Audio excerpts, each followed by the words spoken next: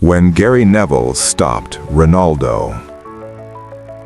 When Cristiano Ronaldo first stepped onto the pitch wearing the red shirt of Manchester United, he brought with him a style of football that English fans were not entirely used to. His movements were explosive, his feet seemed to dance with the ball, and every time he received possession, something unexpected felt possible. To Ronaldo, football was instinctive, emotional, and expressive. Dribbling was not just a skill, it was how he spoke the language of the game. At just 18 years old, Ronaldo played with the freedom of someone who had never been told to slow down. Each match became an opportunity to prove himself, to show that the hype surrounding his transfer was justified. He wanted to beat his man, then beat him again, and sometimes even a third time, simply because he believed he could. The crowd often reacted with excitement, but excitement did not always mean approval inside the team. Gary Neville watched all of this from his position on the right side of defense. To him, football was not about individual moments, but about collective balance. He had grown up in an environment where discipline mattered as much as talent, where every decision on the ball carried consequences for the entire team. While he could clearly see Ronaldo's extraordinary ability, he also saw risk. Too many touches, too many unnecessary dribbles, too many moments where the simple option was ignored. As matches went on, Neville noticed how Ronaldo's choices sometimes disrupted the rhythm of the game. Attacks slowed down, opponents regrouped, and when possession was lost, defenders like Neville were left exposed. These were not mistakes that appeared on highlight reels, but they were mistakes that professionals felt deeply. At first, Neville tried to manage his frustration quietly. He understood youth, confidence, and the desire to impress, but Manchester United was not a place for unchecked freedom. It was a club built on responsibility, and Ronaldo was slowly approaching a moment where someone would have to tell him a hard truth. That moment was coming, and when it arrived, it would change far more than just one match. The confrontation did not come quietly. It came in the middle of a match, under pressure, when emotions were already high and mistakes carried consequences. Ronaldo received the ball near the touchline, saw space ahead, and instinctively went for another dribble. He beat his marker once, then tried to cut inside again, ignoring a passing option that could have released a teammate into space. The move failed. The ball was lost. The opponent broke forward immediately, forcing Manchester United's defense to scramble. In that exact moment, Neville exploded. His voice cut through the noise of the stadium, sharp and unmistakable, demanding that Ronaldo release the ball and stop playing for himself. It wasn't a polite instruction, it was a public, emotional outburst. For Ronaldo, time seemed to pause. He had never experienced something like this before. A senior teammate, a club captain, shouting at him in front of thousands of fans. His confidence, usually unshakable, cracked for just a second. He looked around, unsure whether to respond, to argue, or simply to stay silent. The next few minutes were uncomfortable.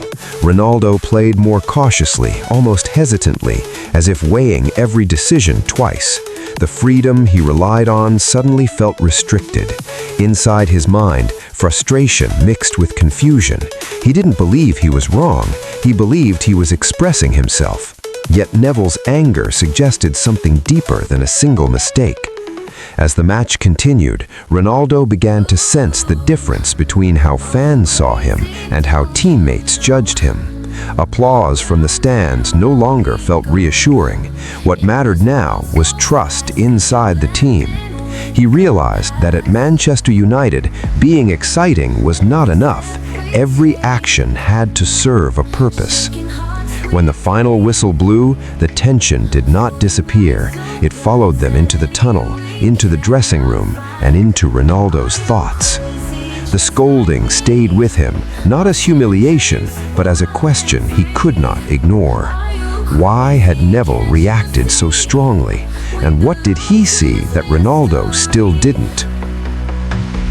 Inside the dressing room, the noise of the stadium faded, but the tension remained. No one rushed to speak. Ronaldo sat quietly, replaying the moment again and again in his head. The shout, the frustration in Neville's voice, the sudden feeling of being exposed. For the first time since arriving in England, Ronaldo questioned himself, not his ability, but his understanding of the game. Neville didn't approach him immediately. He waited until emotions settled, until the heat of the match cooled into something more honest. When he finally spoke, his tone was calmer, but his message was firm. He explained that talent was never the issue. The problem was decision-making. He told Ronaldo that losing the ball in the wrong moment didn't just affect one player, it put the entire team at risk. Ronaldo listened without interrupting. He didn't argue, he didn't defend himself. That silence was important. It marked the moment where pride stepped aside and learning began. Ronaldo realized that Neville wasn't trying to limit him or embarrass him. He was trying to protect the team and push Ronaldo to a higher level of understanding. From that day on, Ronaldo began to see football differently. He started noticing space, timing, and movement in ways he hadn't before. Dribbling was no longer an automatic choice. It became a calculated decision. When he beat a defender, it was because the moment demanded it, not because his ego wanted it. Sir Alex Ferguson observed these changes quietly. He didn't need to intervene. This was Manchester United culture at work, senior players shaping young talent through hard truths. Ronaldo's performances became sharper, more effective, and more dangerous. Goals came not just from skill, but from intelligence. The relationship between Ronaldo and Neville also evolved. What began as tension slowly transformed into respect. Neville no longer shouted in anger. He demanded more because he expected more. And Ronaldo responded, not with defiance, but with growth. The winger who once played with uncontrolled freedom was becoming a complete footballer, and that transformation was only beginning.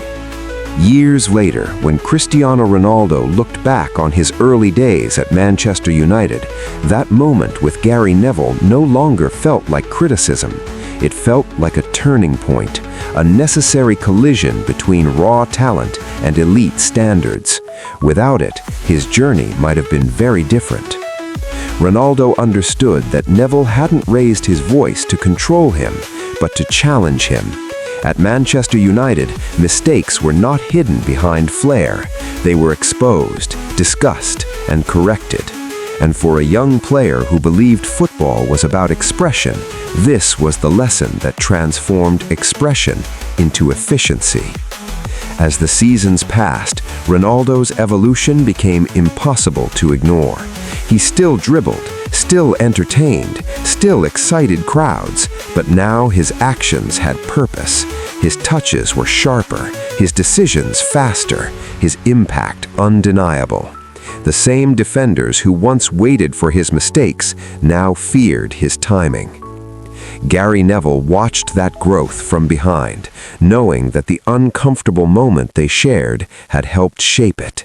Their relationship was built not on friendship, but on mutual respect. Neville trusted Ronaldo to deliver when it mattered. Ronaldo trusted Neville's honesty, even when it hurt. Football history remembers goals, trophies, and records, but behind every legend lies a moment where someone dared to say what needed to be said. For Cristiano Ronaldo, one shout on the pitch became the foundation of a new mindset. That day, Gary Neville didn't stop Ronaldo from dribbling. He taught him when to dribble. And in that lesson, a star began to turn into a legend.